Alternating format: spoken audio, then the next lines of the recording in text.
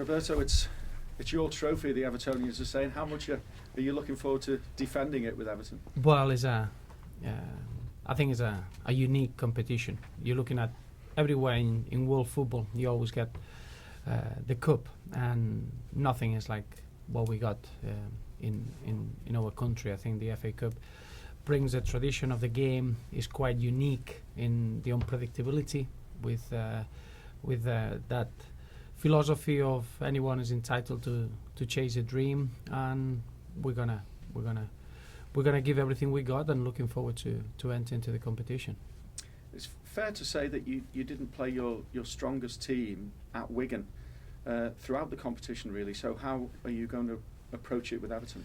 No, but any player that is a member of the squad is a strong player. Perceived strongest team. That's different. That's very, very different. I think what's important is to measure well the amount of games that you have in a period of time, and then you need to get the squad ready. And I think we've done that already during the fixture list in Christmas period. So making changes doesn't mean that you weaken the side. Is what you see year after year, that those games sometimes bring a unique opportunity to a youngster or to a player that hasn't been playing a lot, and then all of a sudden he becomes a regular.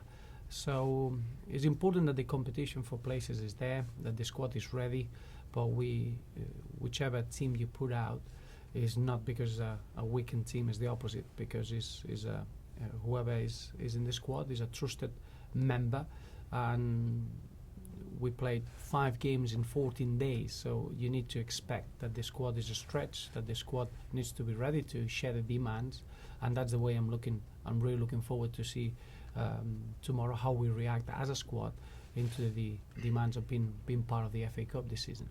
Can you understand the comments of managers like Paul Lambert who say that the Premier League remains the utmost priority for him and he's not too concerned about the FA Cup? Well, I can do, because every manager knows what they've got, and they look into their squads and they know the numbers that they have. Obviously, I'm looking internally. We got a group of 21, 22 players that I feel anyone is ready to represent Everton, and that excites me. If you got 11 players and you need to be trying to push yourself through a cup competition or two, if you want to count the Capital One Cup, and then try to be as good as you can in the league, I can understand that every manager needs to assess that and make their decisions. What I've seen over the years, that having a good run in the cup is always positive because it brings competition for places, because it allows the squad to show different important roles a little bit further than just having 11 players, and you can get the benefit out of that. Obviously, everything goes down to the amount of players that you have available, because if you're going to play a big amount of games, you're going to be stretched, and you could suffer out of that.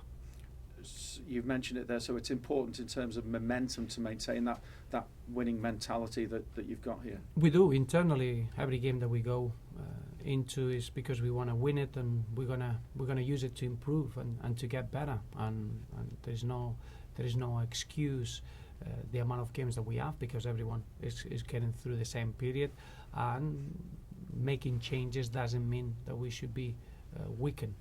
Is the opposite. Is a unique opportunity for someone fresh to show what he can do, and as a squad we need to be as good as we can in the FA Cup and in the league. You've embraced everything about Everton Football Club, so in that sense you will understand the fans' craving for a trophy. It's vitally important to them. It is, and the relationship between our football club Everton and the FA Cup is quite remarkable. I've been fascinated with the links over the years. You're looking from Dixie Dean being the first number 9 and the first game using the players playing with numbers, and in winning that FA Cup, and then obviously the first trophy for Howard Kendall, Joe Royal. So the FA Cup and Everton, they got a beautiful relationship, and is exciting to be able to carry on writing good chapters. You're not going to get an easy ride against the Queen's Park Rangers side and Harry Redknapp, who's won the competition previously with a different club and has a a side full of Premier League experience, really, in that sense. So he's going to make it very difficult for you. Well, it is, and in the cup you're always pleased that you can play at home, and that's like the first and foremost. We are happy about that, but then Queen's Park Rangers, in my eyes, are probably the best possession team in the Championship. I think the way they've been playing is a team that they would adapt straight away into the demands of the Barclays Premier League and Harry Redknapp. They've got a manager that I always admired, and I always followed the way he uses his teams with play with real flair and real good football to face their challenges, and it's going to be a tough game, but we know that they are a good footballing team, that they'll try to get on the ball, and they got real good experience with players that they played at the highest level of the game. So it's going to be a really good football game. You've already utilised the squad to the full because of your injuries and suspension, but John Stones came through with flying colours, didn't he, on Wednesday? He did. As a centre half or as a young defender, probably the ultimate test is to go to the Britannia Stadium and make your debut there, and I couldn't be happier in the manner that he handled that. I think first he enjoyed his experience, second he was himself, and he was very composed, very assured in possession, but then as a defender he coped with the physicality of Peter Crouch and the attacking threat of Stoke, and even in the final minute he takes responsibility on the defence at that ball situation in an important moment. So him and Antolin Alcaraz, they showed what we are as a football club, a group of players that we rely on our fans, but every single player knows that is vitally important for the team. So when they have the opportunity, they really enjoy their football and they're ready to perform. John Heitinger failed to agree terms with West Ham, or he didn't want to go to West Ham. Any further developments on? No. Obviously Johnny is coming back today and he's going to train and he's going to be part of the squad again. You need to understand that was a personal agreement. I always felt that Johnny has been a terrific servant to Everton Football Club, and now is in a key moment of his career. The World Cup around the corner. The next move is very, very specific for the needs of Johnny. We agreed terms with West Ham, but then obviously everything is down to the player feeling that is the right move for his career, and I'll support Johnny, and as a football club we'll support Johnny in his decision and will help him to make it work. So in that respect we understand what happened, and is refreshing to see a player that he wants to get the right feeling to accept the next chapter in his career. And what of Nikica Jelavic? Has he still got a big part to play here at Everton? Absolutely. I think I thought he did really well when he came on against Stoke, and he's been working really well now for a while. I can understand his frustration when you do really, really well, or there are other players performing well.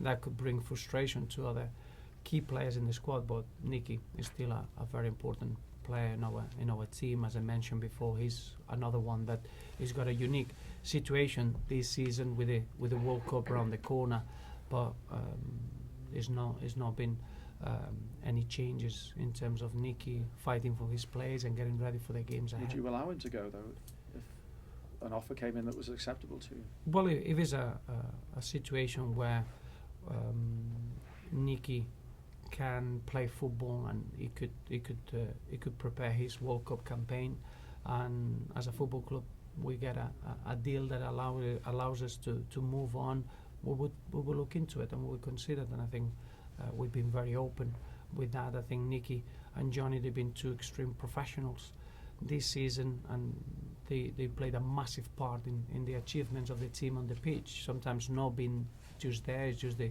standards that they bring in training. So it's only fair that we need to be open, and we need to try to see in every situation that is on the table for the future of the two players. So Nicky and Johnny are in a very similar situation, but until that changes, I consider them as two massive players in the squad, and in the day-to-day for me are very, very important. Just a couple more from me. Are you aware of any incident involving Adam Lallana? He's indicated that Mark Clattenburg in the game at Goodison against Southampton used insulting and abusive language towards him. Anybody at the club made any reference to it? No, that's the first time I've heard that, and I thought Mark Clattenburg had a very good game in terms of controlling the players and showing a great manner. And I'm quite surprised. I don't think that was the case. That's the first time I heard a comment about that. Video replays for fouls and players who are simulating fouls. Would you be an advocate of that? No, I think we need to be careful with how we referee the game. I can be sympathetic with the referees. I think it's so difficult to make big calls at the moment because you got certain players that they more often than not they try to simulate and try to go to ground easy, and that makes the referee's decision a lot harder. And I think we all need to accept and understand that referees, unless they are 100%, they're not going to give the decisions, and I think that's part of the game, and it's our fault. We've done that. It's been creeping in. It's been happening now for a couple of seasons, and unfortunately, I prefer to see a referee that is firm and he wants to be 100% before giving a big decision, rather than falling for a player buying a decision. And we need to help the referees as much as we can. I don't think video technology would be a help. I think it would go away from the nature of the game. Goal line technology has been a big improvement, but I think as technology goes, that should be as far as it needs to go. Do you have a responsibility then to tell your players not to ensure they go out simulating? We do.